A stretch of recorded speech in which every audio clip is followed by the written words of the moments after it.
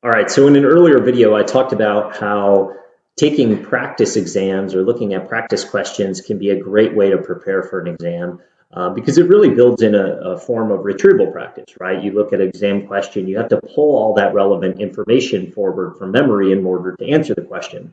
But students a lot of times ask me like, okay, that sounds great. I should get my hands on, as many practice questions as I can and study and then try to answer the questions. That makes sense. But where do I get access to high quality questions? So again, as I talked about in one of the earlier videos, sometimes instructors will provide questions.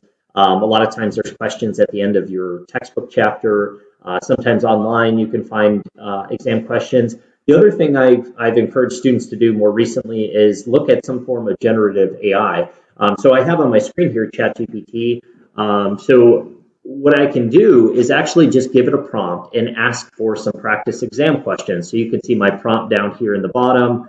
I'm a graduate student training to become a physician assistant. I just picked physician assistant. I'm taking a medical physiology course and am beginning to prepare for my first exam. The examination will cover cardiac physiology. Please generate 20 practice exam questions for me. The questions should be in multiple choice format with 4 response options, A, B, C, D. The question should be at the understanding and applying levels of Bloom's taxonomy. So that's a key point. You probably want to give it a prompt, or at least include in your prompt, what level of these questions you want. Do you want them at the understanding level, or is it more about application?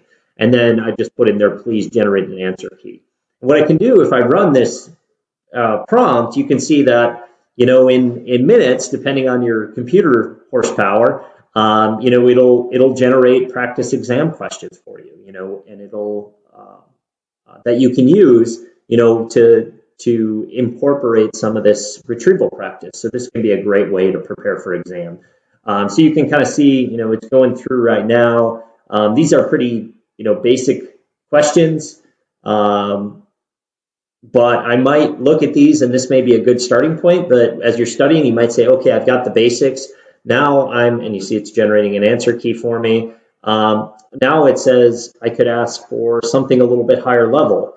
I could say thanks. It's always nice to be good to be nice to our friend ChatGPT. I could say thanks.